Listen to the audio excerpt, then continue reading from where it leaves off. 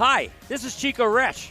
You are listening to the Let's Go Devils podcast on the Primetime Radio Network. Happy Devils Saturday. This is Game Day Live. We're live in the Primetime Radio studios. I'm your host, Sam Wu, here with Vinny Parisi of pucksandpitchforks.com, streaming live on Facebook Live, YouTube Live, Twitter Live, and Twitch on the Primetime Radio Network. A couple things I wanted to first start off. Please be patient, folks. Happy belated birthday to you, Vinny Parisi.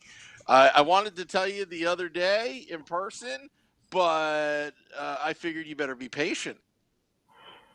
Yeah, absolutely. Thank you for the birthday wishes. It was a lot of fun.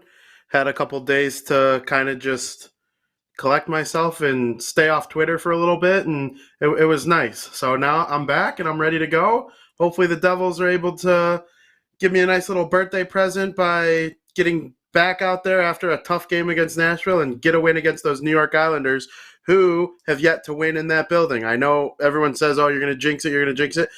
If the Devils gave the Islanders their first win, I guess I wouldn't be that surprised because, of the way things have gone lately. But, a nice little birthday present would be for them to get that win tonight. Yeah, and is that the reason why you weren't on yesterday at Yeah, so I was out and I was in Chicago. There's this thing in Chicago called a Chris Kindle Mart, and it's like an outdoor thing that like has a bunch of holiday stuff, and so I was away all day. I wasn't even on Twitter during the game. If you go back and look at my Twitter, I did not tweet about the game a single time, even though I did watch it. Oh, wow. Well, whoops. Chico asked, where did Vinny go today? I said, oh, he's covering college hockey or something like that. You know how that goes. Oh, okay. So that's funny. Our little secret. The fact that Chico Resch filled in for me on a pregame show for the New Jersey Devils of all teams is just a weird feeling, but it's awesome. I love Chico, and he's a friend, and can't thank him enough for coming on for me. Oh, absolutely. And also, in the Let's Go Devils podcast labs, I'm not wearing it today, Vinny, but I'd like to thank my wife for completing this project. And, let's do the great unveil of the new T-shirt before we dive into tonight's game. If anybody's been watching the Let's Go Devils podcast, you want to be patient. Be patient. Oh, hold on a sec. Be patient. In the wise words of managing partner David Blitzer, that we have to be patient. We have to be patient. So that's the word of the day, patient. Yeah, that's definitely a cool shirt, but I understand where David Blitzer's coming from. He wants everyone to be patient, but this team has been bad for a long time. And, I play a character on Twitter that's always positive, and people like to get on me for it and whatnot. They're the people that just despise those who are trying to, have fun with the New Jersey Devils. That's all I'm trying to do, is have a little bit of fun and bring out content. But, I understand people's frustrations with the team. We want to see Jack Hughes score more. We want to see Nico Hischier score more. We want to see Mackenzie Blackwood play well in net. We just want to see the Devils win at the end of the day. So I understand fans just getting angry again after another tough stretch to end November, do December. But, I guess be patient. I don't know what else to say beyond that. Well, it's a response. It's sarcasm. It's meant to be fun. Okay, it's meant to be fun. It was one thing, it's one thing that we all caught, in the intermission report with Bryce and Erica when they were, asking him questions, and he was asking us to be more patient. And it's just, Vinny, I'm a positive person too. I think you know that by now, generally. But I'm also a realistic person, and I like to tell it how it is. It just came off the wrong way, and then now we're having fun with it about patience, right? It really did come off the wrong way because The guys acting like we're being patient after they won the Stanley Cup 2 years ago, and now they're retooling. Yeah. Like Chicago Blackhawks fans got to be patient. Los Angeles Kings fans are being patient. The Pittsburgh Penguins, they're still kind of good right now, but eventually they're going to need to go with some patience. But the Devils, they've sucked since 2012. And it's taken a lot of their prospects a lot longer than some of the other prospects to develop. And so I completely get where the angry Devils fans are coming from. The thing that just bugs me is they think guys like me and you are here to fix it when really we're just here to talk about it. Yeah, and honestly, be patient. Look, hockey's supposed to be fun, right? You go through all the trials and tribulations of trying to win that Stanley Cup. There's some Devils fans that are younger that have never seen the Devils win the Cup. And for me, I've seen three. In my late teenage years and, into my early 20s, I saw dominance. I saw team chemistry. I saw team concept. And the Devils really, in all three Stanley Cup runs, really, where they won, they were somewhat of an underdog in all three at some point within the Stanley Cup playoffs. So to be patient, and, this is the last of this because I don't want to make this about David Blitzer and being patient, but the real word should be accountability. We've talked about this, and where is that red line? Because, look, you can be patient all you want, but if you're patient all the time and you're too patient, it can actually backfire. And that's why I'm poking fun at it. Not at David Blitzer, but just if you're too patient and you're waiting for things to come, guess what? It'll never come. And then you have to make changes, massive changes, to get that done. That's all. But anyway, I love this shirt. It's simple, plain, and hopefully I don't get a cease and desist letter over be patient. Yeah, I mean, there are a lot of teams that could print a shirt that says be patient and it could apply to their team and their fan base. So I think you'll be okay on that. Yeah. yeah. There's a couple right there. There's a couple right there in New York and New Jersey, that could probably handle a be patient shirt. Yeah. But also, let's see. That shirt needs the Let's Go Devils podcast logo. Mike Rossi says. Also, Ryan Hunter says happy birthday. Thank you. Yeah, so we're getting comments already on our social media pages. Okay, let's jump to the game. Last night, Devils fell to the Nashville Predators 3-2, fell short. The Devils were, climbing back in as per usual, fell short. Took the 1-0 lead. Then Nashville responded back. We did see Nico Hischier take matters into his own hand, getting into that fight, which I thought was pretty impressive. It wasn't an over-the-top fight, but he basically was just want to make a statement. I'm not going to take this anymore. Just not going to take it anymore. You like to see that from Nico. And I know Nico Hischier is probably the most polarizing forward on the New Jersey Devils right now amongst the fan base. There are people that overprotective of him, and there are people overcritical of him. And from my point of view, both of those groups of people are wrong. Nico Hischier is not a bad hockey player. He's a very good hockey player. Has he lived up to being a first overall pick? Not yet. Certainly not yet. And, I still believe all the underlying statistics show that he has the opportunity to be that, and he's the unluckiest person. He hits posts. The goalies make good saves, and all. I think it's just a combination of all of that. And in order for him to go from being a good hockey player to a great hockey player, he needs to start finishing on his chances. They need him to score. He's a top line center in his two-way game, but his scoring prowess has not been there. And there are some guys from his draft class who have just been better scorers, even from the back end. So in order for him to really turn his career into something extra special, he needs to do more. So getting into fights, having an assist on one of the goals, that's a start. But it would be nice to see Nico Hischier grow into that captain role a lot more than he already has. Yeah, and also I'd like to ask this question as well. John Hines. I would love to have a an unfiltered conversation with them and saying, what happened in New Jersey?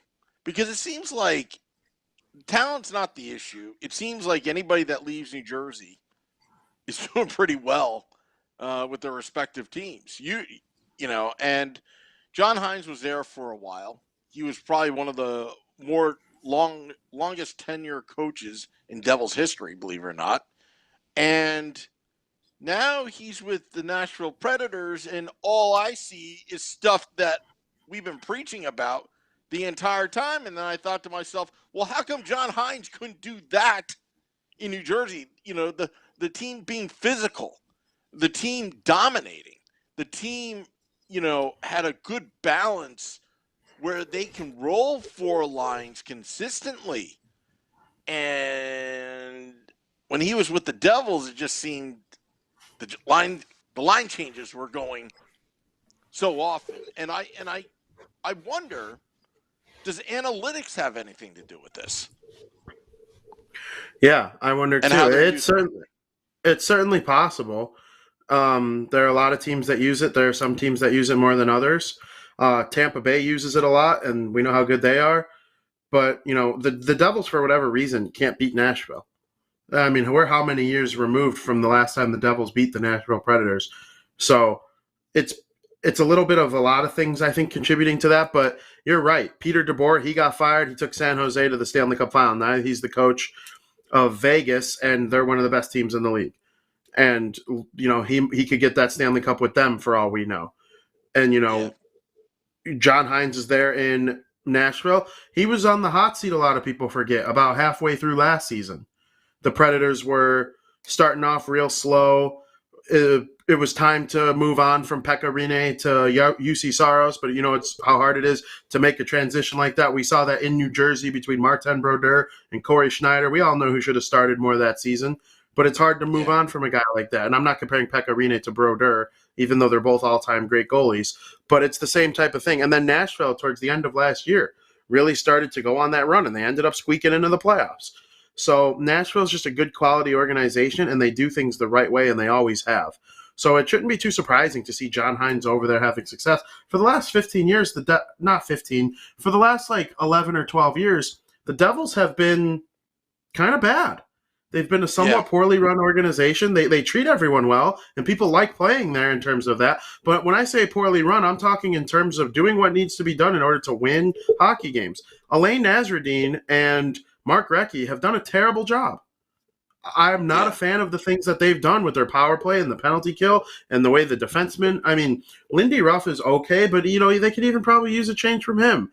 And people are like, oh, well, the Canucks fired their coach and hired Bruce Boudreau, and now they're 3-0-0 since then. Okay, now do the Philadelphia Flyers. Firing your coach helps some teams; it doesn't help others. So you can make a wholesale change right now and hope that gets the team in the right direction. It's possible. The Chicago Blackhawks have been playing better since they fired Jeremy Colleton. Let's not pretend the Devils are 0-7 and whatever. It's a little bit different. But the point I'm trying to make is this season is this season. The players are developing the way they're developing. It needs to change. The players have to be held accountable as well. I think there are so many people that need to be held accountable for the losing that they've done lately. I think it's a whole team effort. And the other thing, too, and I don't want to start controversy here, but now Jonathan Bernier is out indefinitely on the injured reserve. This is 2 years in a row that you bring in a veteran goaltender to not so much back up Mackenzie Blackwood, but shoulder the load as Mackenzie Blackwood matures as a player, and get experience. Now it's 2 years in a row, and I have to question this. Last season, Jonathan Bernier had injury issues. Did the Devils rush into this, signing Bernier to that deal? And, just like Corey Crawford. And I also question as well, again, did they do their homework? Yeah, it makes you wonder if the Devils run their organization the way that Twitter wants them to. oh, we need a backup for Mackenzie Blackwood to shoulder a bunch of the load. So we're going to sign Corey Crawford. Well, when you think Corey Crawford, you think of 3-time Stanley Cup champion, top 5 Vezina Trophy voting many years in a row. His 5 best years are as good as any 5 best years of any goalie in the last 20 years. So good player, played on championship teams, championship caliber. We'll bring that to the locker room. Oh, but we're also forgetting that he's removed from that. And he's had some things that have kept him off the ice for a couple years there in Chicago, with the concussions and all that. And so now same thing's happening with Bernier. It makes me wonder if really they're running their team like fantasy hockey. And you just can't do that. Well, fantasy hockey is kind of like numbers, right? And I'm not comparing them being the same thing as hockey analytics, okay? I've been very critical of it, not because of people that do it, not because, I just think that oftentimes with analytics, it's the approach you use with those numbers, with those statistics, and I'm seeing it even in hockey blogs, which is driving me insane. Because every blog I'm reading right now, I feel like I'm in my old finance classes back at Penn State.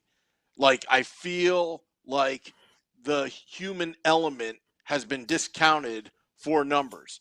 It's a controversy or debate in baseball, Moneyball. There is some relevance to there. I'll even put in Buck Showalter and the New York Mets. They interviewed him.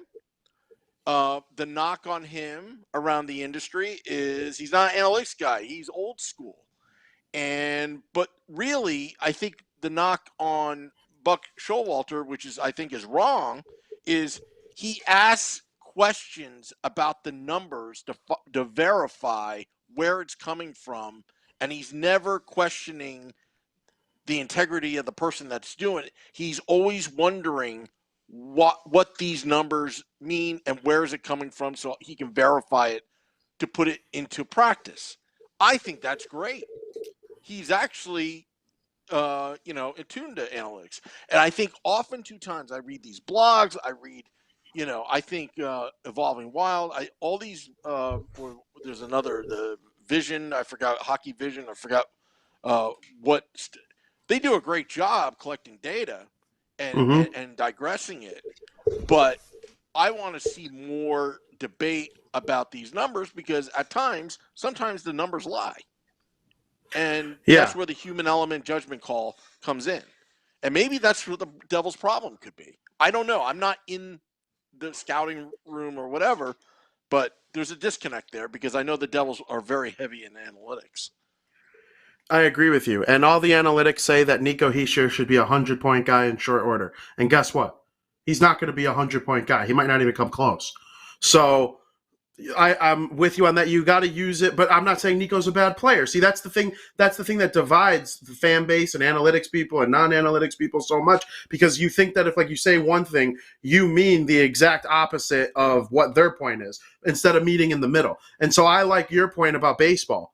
The Tampa Bay Rays are one of the best teams in baseball year after year, 100 wins after 100 wins, because they're just so analytically driven and it's all by the numbers. But guess what? They're never able to get over the hump. Why? Because they refuse to put a little bit of the human element and a little bit of money behind the analytics. So what does a team like the Los Angeles Dodgers do? They have the analytics, the numbers, they do it all. But they also combine it with one of the biggest checkbooks in Major League Baseball. And so you saw someone like Chaim Bloom leave Tampa Bay to go to Boston to be the Red Sox guy, and now he's basically doing the same thing with the Red Sox that the Dodgers do. He's doing the analytics, but with a lot more money and a lot more, the human side of things. So I'm with you. It needs to be a little bit of both. I don't like when I read blogs and it just feels like I'm taking a math quiz. I like to use my eyes and a combination of the numbers and all that, to formulate my opinions and my thoughts based on that.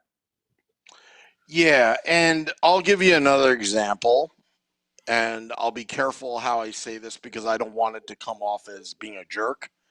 But I read the new Athletic writer that took over the Devil's beat, but she's doing a combination of the metropolitan area, New York City Yeah. metropolitan area. Her name is Shayna Goldman, very analytics driven, appears to be very smart. And, some of the, analytics that she uses in her articles is actually very well done.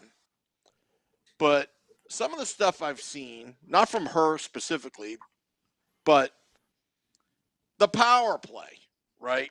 I'm seeing numbers, I'm seeing colors, I'm seeing all sorts of stuff, right? It's pretty looking.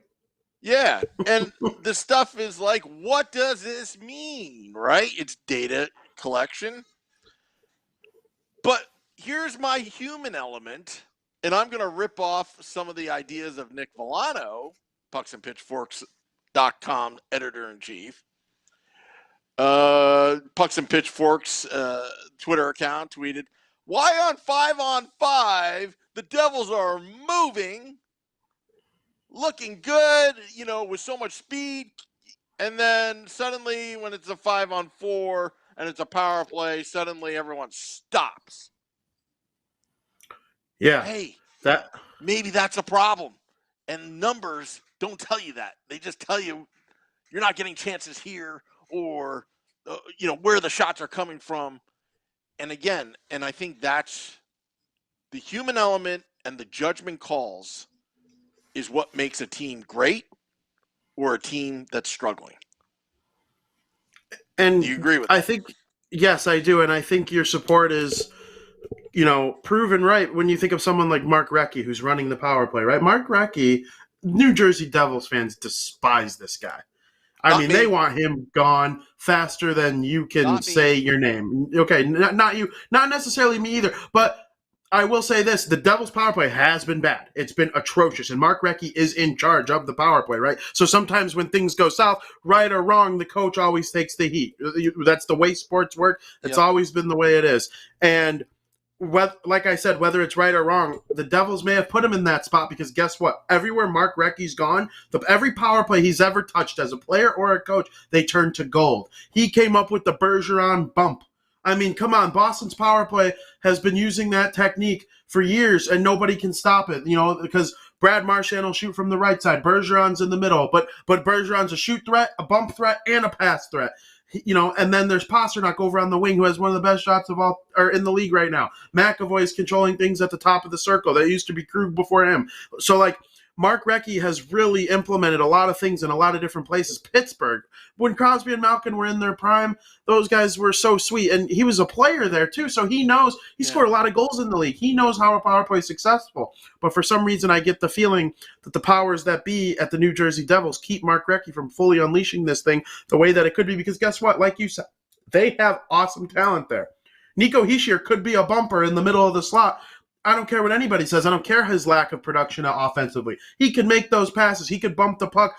Jesper Bratt is as good on the half wall as any Devils player on the team. Jack Hughes can run a power play entirely like Taylor Hall used to. And then, of course, you have Dougie Hamilton, who's a Norris Trophy-level offensive defenseman running the top of the circle. Even PK Subban with his giant shot could stand up there. Damon Severson and his points don't grow on trees. These guys aren't perfect players. They're far from it. Yeah. But they have these abilities on the power play at minimum, and the Devils just don't take advantage of it at all. They don't change anything about it. They just keep hitting their head into the wall and wondering why it hurts. Something's got to give. And I've said this all along. I don't think, I think it comes up from above, or is it poor management? Lindy Ruff is like one of the all-time winning coaches. Mark Recchi, you explained it very well. I think Alain Nasreddine, in all fairness, I think he's a pretty good coach. I think he's just put in a bad situation. So, with that said, that's why we have to look above. Are they getting the right scouting reports? Are they, we have to look at every single nook and cranny within the organization, because it doesn't make sense. You've got this much talent and this much, reputable coaches around this team. Why isn't it working? Why isn't it working? I also question, why do they move like molasses on the power play? And also, Is it a confidence issue? Is it a coaching issue? Why aren't they putting the puck on net quicker? And is it, it's not hard. Put the puck on net. It's almost to the point right now where we got to go to Pee-wee hockey or whatever, or Mike's hockey, and just say, okay, guys, on the power play, I don't care what happens, 3 passes and then you shoot. That's it. Because it's gotten so ridiculous. Even like some of those 3-on-3 overtimes, it's like they're driving in that, pass it back, driving in that, pass it back, driving in that, pass it back, and you just wore yourselves out and nothing happened. And it's really annoying too because a lot of times they pass themselves into submission too. They'll wait till that last second and then all of a sudden they have nowhere to shoot because of making too many passes, or someone will get a stick on it because it was clear that another pass was coming. I'm with you. They just got to simplify it all around. To be honest with you, the Devils' power play stinks. It's just not good, and until there's changes, they're going to keep going over, and people are going to wonder why, and the team's going to say, be patient. There's going to be so many bad things that come out of it, but I mean, it is what it is. I have really nothing else to say other than, are they going to change their strategy? Are they going to fire the coach, the head coach, the power play coach, whoever it be? I mean, are they going to make a trade for a better player? Well, Jack Hughes can run a power play. He's shown that he's a good enough skater, a good enough passer. He could even shoot really well if it's a wrist shot. So, but having him play like where he's teeing up one-timers, his shot's not good enough for that. So, of course, he's going to miss those. So, I don't know. There are just so many things rotten at the core with their power play. And that video surfaced earlier today. There's the random Devils goal a day account. And they tweeted the video of the Devils power play in 2012 scoring the most perfect power play goal in the history of the sport. It was Kovalchuk from Zubris and Clarkson, I believe, got the assist. And Henrique and Peter Harold made a sweet pass at the top. Yeah, it was it's the greatest Devils game in the last 20 years. But I don't know. It's just they need to get back to that. Make your passes and then shoot. Do you know why they were good? I think there are a bunch of reasons. Well, I think the talent level between that team offensively on the power play and this team is the same, in my opinion. Maybe this team is a little bit better, actually. I completely agree. Parise and Kovalchuk would be in their prime. Would be the 2 best players on this team, but they didn't have a Brat, Sharon Govich, Tomas Tatar scored a bunch of goals in this league. Dougie Hamilton, Graves, and Severson would have been the best defensemen on that 2012 team. So I agree with you. Outside of Kovalchuk and Parise, those 2 would be the 2 best players on this team right now. But in terms of depth and offensive prowess, I could not agree with you more. And in 2021, Kovalchuk would have passed that puck instead of shooting it. Well, I was just about to say that. Because the biggest difference between that power play and the power play now, aside shooting, they respected the player to shoot. The Devils seem so robotic a passing to a nauseam that defensively, you just stay in your position. Nothing's going to happen. You just make sure that you don't get out of position. You'll be fine if you're the opposing team. I think Jack Hughes started the season great because he was shooting and obviously got hurt after the 4th period, of play in the second game. But, again, it all boils down to, we saw that Jack Hughes and the Mikey McLeod, that feel-good story, giving Mikey McLeod his first goal of the season, all that. No, you're supposed to actually really shoot it and bury it. Seriously, it's a nice story, but from a hockey business, that's a nice story. But from a business standpoint on the ice, you got to bury it and go home. That's all. Yeah, I agree with you. And you saw, like you brought it up early. Jack Hughes was a pass machine early in his career, and he's still early in his career. But everyone expects Jack Hughes to shoot. Well, because Jonathan Bernier, backup for Chicago, Kevin Lankinen, he thought Jack Hughes was going to pass it, and Jack dangled out of his jock, and he was able to score with ease because Lankinen was so committed to the fact that Jack Hughes was going to shoot it or to pass it. So that is just proof to me that everything we're saying is correct. You got to be two-dimensional. In that power play against the New York Rangers in 2012, all 4 Rangers players were standing in a diamond.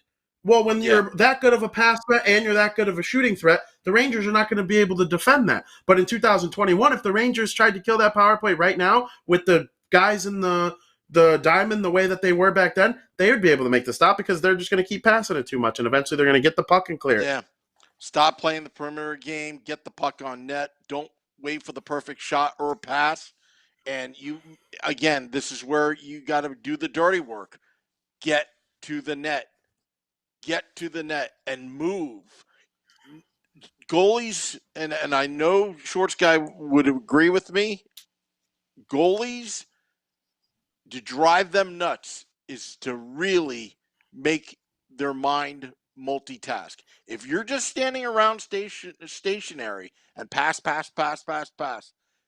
as long as they see the puck in this league, they will stop it 99.9% of the times. Trust me on that. But absolutely, bad bounces, chaos, buzzing around. Oh, I got to worry about this guy. But another forward is moving the other way. That's what the Devils need. They got to stop moving like molasses and start buzzing in front of the crease. Yep, it's true. And if they don't get it figured out, they're going to not win very many games. Vinny, we had a lot to get out, a lot on our chest. But we're a little bit over time, but I just want to read a couple comments. Tony P says, Sam, I think the Islanders are going to play dirty today. Look, both teams are desperate. Both teams are going to try to not give each other an inch. A lot is riding here. Islanders are trying to get their season going. The Devils are trying to stay afloat and keep going because potentially jobs are on the line. If this continues for the New Jersey Devils and New York Islanders, big changes may be on its way. I would expect treat this as a do or die situation for their seasons. Reason why? Because the Devils so far this week, 4 games, only have a total of 3 points.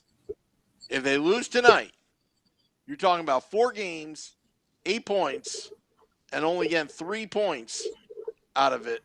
That's unacceptable when it should be at least 7 points this week. Yeah, there's no doubt about it. And to sit here and say that I'm confident in tonight would, for the first time this season, just be a lie. I got a YouTube Live message. I want to verify it. Let's hang on for a little bit, Vinny. Are you able to?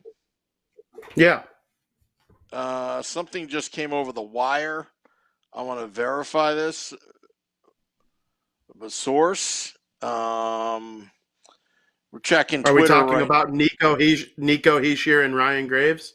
Yes. Did you just discover that now? Did this just happen? Yep, that is correct. They are unavailable for tonight's game against the New York Islanders. Wow. That is big news. That's really tough. That's really tough to find out here right on the show. Yeah, that is big news. You're looking at a verified source. Is it MSG reporting that or? No, it's the New Jersey Devils. Oh, well, that's a good source. Oh, surprise! They had all the information this entire time, and now we're finding out, right? Unbelievable. Yep, and then we know that Schmidt is starting in net for his first career NHL start. Hey, give the kid a chance. Let's keep the expectations realistic. I like to see what this kid's made out of. All those AHL videos that come out of Utica, it seems like this kid's pretty confident. And he's wearing the number 40 tonight, I believe. And, but, wow. Well, Vinny, it's going to be a big game tonight. This came out 12 minutes ago. during the show. Yep. Not good news for the Devils. This is the start of. This could be the start of something bad. Yeah. Yeah, and hopefully Nico and Ryan are okay. As far as we know, based on what we know, they are fully vaccinated. And let's hopefully this doesn't become, a bigger issue down the road. But yeah, that's pretty bad news. But that's really kind of the story of our times now. These things are going to happen. So. All right. When you cheer on your favorite teams, that's going to happen. I mean, even across sports, like my Chicago Bulls are dealing with it right now. Literally every single player on the team has at least gone in the protocol and come back within the last 2 weeks. We saw it with the Islanders, their opponent tonight. Ottawa dealt with it. The Devils had a game canceled against the Sens because of it. So, we'll see how it goes. I'm sure there will be more players that join as Nico and Graves come back. So, get ready for a bumpy ride, New Jersey Devils fans. Yeah. Devils take on the New York Islanders, 7:30 p.m. Eastern start. Scotty and I, that's Scotty of SiriusXM, Liquid Metal, and I will recap the game that was on Devils After Dark after the game. Vinny, you have a pleasant Saturday night. I got to go to a holiday party after the game. So. Absolutely. I'm off for one more little birthday drink after the game is over, so we'll see what happens there. But I'm not going to lie, I'm annoyed. I'm very annoyed with the team and not announcing that they're in COVID protocol till 20 minutes before the game. That's bad. That's really bad. Yeah, well, you know what, Brandon writes on the YouTube Live, who's stepping in? Look, here are the lines coming out from Amanda Stein on her Twitter account 2 minutes ago. Zaka, Hughes, Sharangovich, Janssen, Mercer, Bratt, reunited. Kokkonen, Boquist, Tatar, Geertsen, McLeod, VC. So you got some beef on the fourth line. Siegenthaler, Severson, top pairing. Smith and Hamilton, second pairing. Third pairing, Yaros and Subban. And Schmid is going to be in net. Blackwood backing him up. So those are your starting lineups. Vinny, with all that's been said, what are your predictions before we go? I'm going to break a record on the show. The New York Islanders are going to get their first win at their new stadium against the COVID New Jersey Devils by a final score of 4-3. I did it, Sam. I told you I wasn't going to do it all year. I'm mad. I'm so mad. We got to be realistic, and Brandon's asking where is Bastian. Look, I think it could go either way. You could say that it's going to rally the team, or it's going to be a dud. They played the night before. I will say you took my answer too. So I'm going to say a 1-0 victory over the New York Islanders. Schmid with his first career shutout in his first career game, and that's all she wrote. I would love that. I would love nothing more than that. Yep, get out the Be Patient shirt. Be patient, folks. Be patient. We ask you to be more patient. We're going to ask you to be more patient. Please be patient here on the Let's Go Devils podcast. All right, we're going to head out. This is Game Day Live. Thank you, Vinny. Thank you for everybody that has shown up and watched. Till next time, let's go Devils.